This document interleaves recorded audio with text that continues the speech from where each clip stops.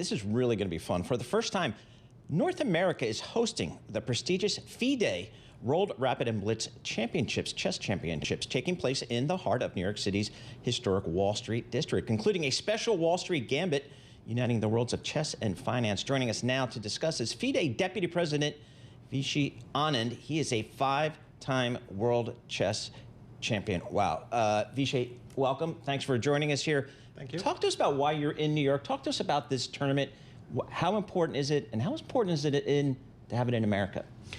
Okay, so historically, the Classical World Chess Championship, that is the long time, 6-7 hour format, is the most important and remains so. Okay. But over the last few years, we've started to work on the rapid and blitz format. So the rapid is 15 minutes plus 10 seconds per game per player. Wow. So already much faster. And then you have the blitz, which is 3 minutes and 2 seconds per player per game. So highly sped up. This, as you can imagine, produces a lot of excitement.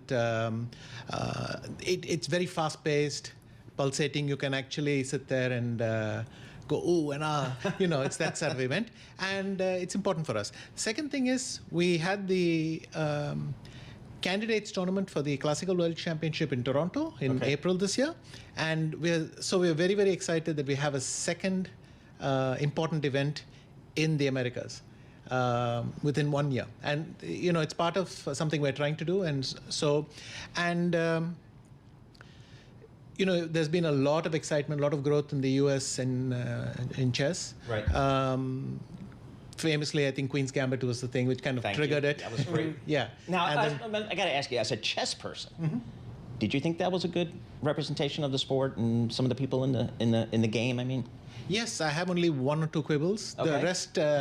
The rest is very authentic and felt very natural. I mean, you could easily see yourself in that person's shoes. I think it was very accurately done.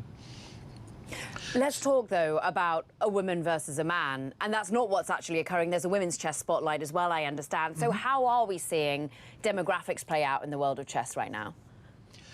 It's becoming a global sport. One of the things that's happened is that technology has managed to make it a truly global sport. Earlier, if you lived in a country where there were not a lot of chess players, chances are you wouldn't know how to get into the game. Now that problem has been solved. You can watch a game no matter where you are. There are live streams, there are broadcasts. You can follow the game in multiple platforms. And so it has become an ever more global game. And that is reflected here. I don't remember the exact number, but it's a very large number of nationalities and more than 500 participants in the men and women sections together. And I should say it's the open section and the women's section. In a sense, the women can play in the open section, but not the other way around. The thing is, there is still a gap, but more and more women are starting to beat male grandmasters. The gap is narrowing. There's always been a kind of gap, but it's narrowing. And so we hope this will trigger more and more women coming to participate in the game as well, because it's quite easy to do. Right. And this event in New York City, you've got some serious players here. Tell us about who's going to be playing. Yes. So, in addition to yourself. I'm not actually participating. I came here in my capacity as deputy president. Official duties, but we have almost everyone in the top 20 or top 30, bar 2 or 3. It's the strongest ever edition.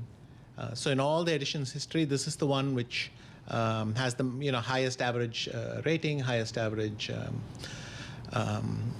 historical record, all that. A performance record, I should say. And it's fantastic that we're able to host it in Wall Street. Yeah. A very good location. And that also kind of segues into our theme. We're having this conference, the Wall Street Gambit, talking about chess and finance. Again, there's a lot of similarities between the two. And there have been a lot of crossovers. A lot of former chess players migrated into finance and went on to be very, very successful. At one point, there were companies like Bankers Trust and all which were hiring chess players exactly for that reason. But the other thing is, I would say that with all the technological development with AI and everything, the relevance, one of the biggest connections I see is that chess has kind of been ahead of the curve. We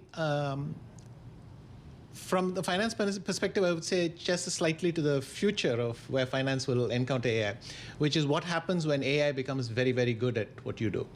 And because chess is a game with, it's finite. Yep. 64 squares, right. Thing.